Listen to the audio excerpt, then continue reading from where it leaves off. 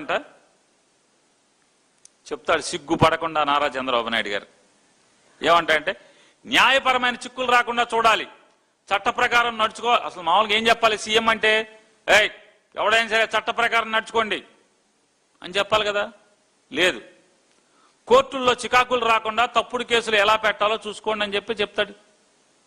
ఇంతకన్నా నీచమైనటువంటి ఆలోచన చేసేటువంటి ముఖ్యమంత్రి ఈ దేశంలో ఎవరికైనా దొరుకుతాడా? ఈ రాష్ట్రానికన్నా అని అడుగుతున్నాను.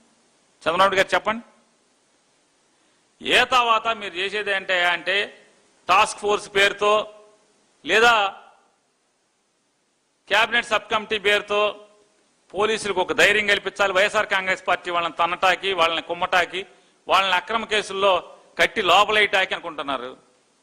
నారా చంద్రబాబు నాయుడు గారు ఒకటి, మీరు ఈ 2 ఏళ్లలో వైఎస్ఆర్ కాంగ్రెస్ పార్టీ కార్యకర్తలందరినీ అసలు ఒక్కోడిని 5 నెలలు, 6 నెలలు, 3 నెలలు, నెల మీ ఇష్టం వచ్చినట్టు పెట్టారు. పోసాని కృష్ణమురళి గారు ఏం చేశాడని 17 కేసులు పెట్టి రోజుకు ఒక చోటకు తిప్పారు.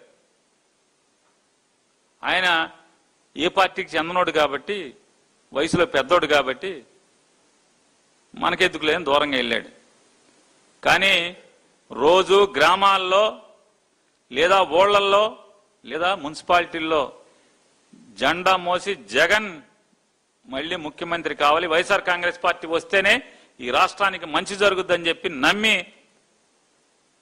మీకు వ్యతిరేకంగా, మీ ప్రభుత్వానికి వ్యతిరేకంగా రాజకీయ ఉద్యమం చేస్తున్నటువంటి, పోరాటం చేస్తున్నటువంటి గ్రామీణ స్థాయిలో లేదా క్షేత్ర స్థాయిలో మీ తప్పుల్ని, మీ పాపాలని, మీ దోపిడీల్ని ఎత్తి చూపటంలో ఆపటం చంద్రబాబు నాయుడు గారు మీ పోలీసులు, మీరు పెంచి పోషించే మీ నమ్మకస్తులైన పోలీసుల తరం కాదు, మీ డీజీపీ తరం కాదు, ఎవరి తరం కాదు, గుర్తుపెట్టుకోండి.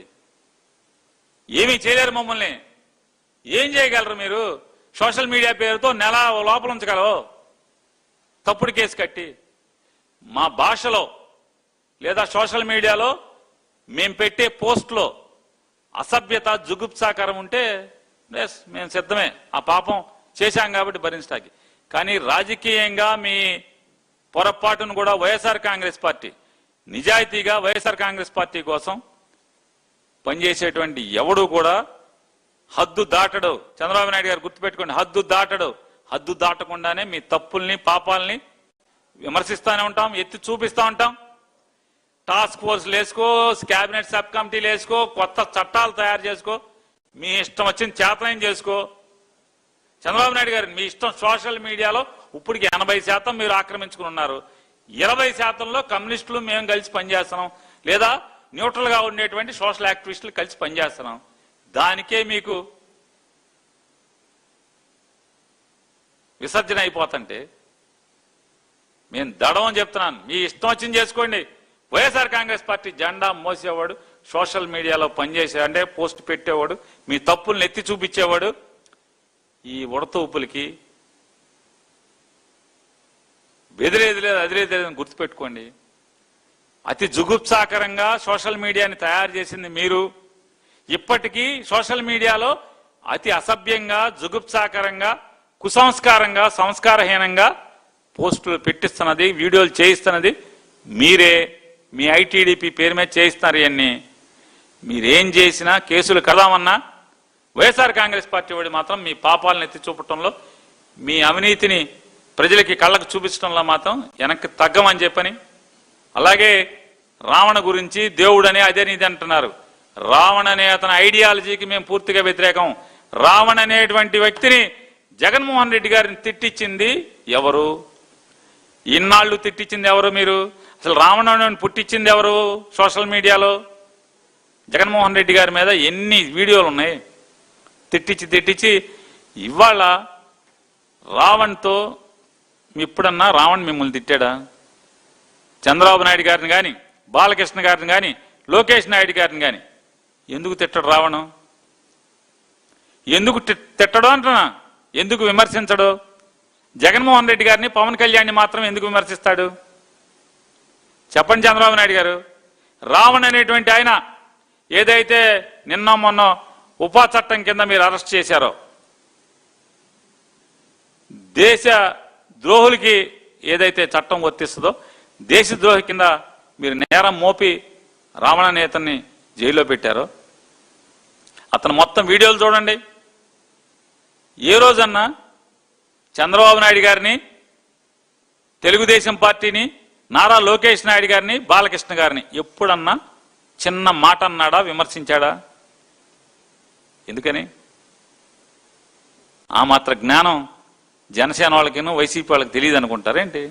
అర్థం కాదనుకుంటారేంటి? ఒక పవన్ కళ్యాణ్ని, చిరంజీవిని మాత్రమే తిడతాడు, జగన్మోహన్ రెడ్డి గారిని మాత్రమే తిడతాడు, ఇంకెవరిని తిట్టాడు. ఏమండి ఈ ఆశాలు అందరికీ తెలుసు సార్. ఇవన్నీ పిచ్చి డ్రామాలు. ఎప్పుడో రామారావు గారు పాత రోజుల్లో ఆయన అమాయకుడు కాబట్టి ఇట్లాంటి మీరు తప్పుడు పనులు ఎన్ని చేసినా, కుట్రలు చేసినా ఆ రోజు బాబు ఆయన పసిగట్టలేకపోయాడు. ఇవాళ ఎవడో అమాయకులు లేరు. ఏదో మీ అంత ముదురులు కాకపోయినా ఎంతో కొంత మాకు కూడా మీలాంటి ముదురులను చూసి చూసి జ్ఞానం వచ్చింది మాకు కూడా. మీరు చేసేటువంటి ఈ కాకపోతే ఒకటే అడుగుతున్నా, ఈ వయసులో ఈ సోషల్ మీడియాలో ఇట్లాంటి వాళ్ళందరినీ పెట్టుకుని ఈ చిల్లర చేష్టలు మాన్పించేస్తే హుందాగా ఉంటుంది సార్. మీ హోదాకి హుందాగా ఉంటుంది. మీరు ఈ మాట్లాడే ఈ భాష కట్టి పెడితే సంస్కారవంతంగా ఉంటుందని చెప్పని పెద్దలైనటువంటి నారా చంద్రబాబు నాయుడు గారికి హితవు చెప్తూ ఈ కట్టి పెట్టండి, మీ కుట్రలు మానండి. మీరు ఎన్ని కొత్త చట్టాలు తెచ్చినా, టాస్క్ ఫోర్సులు తెచ్చినా సోషల్ మీడియాలో మీ తప్పుల్ని, మీ పాపాలని, మీ అవినీతి భాగోతాలని మాత్రం ఎత్తి చూపటమే వైఎస్ఆర్ కాంగ్రెస్ పార్టీ కార్యకర్తలు అందరూ.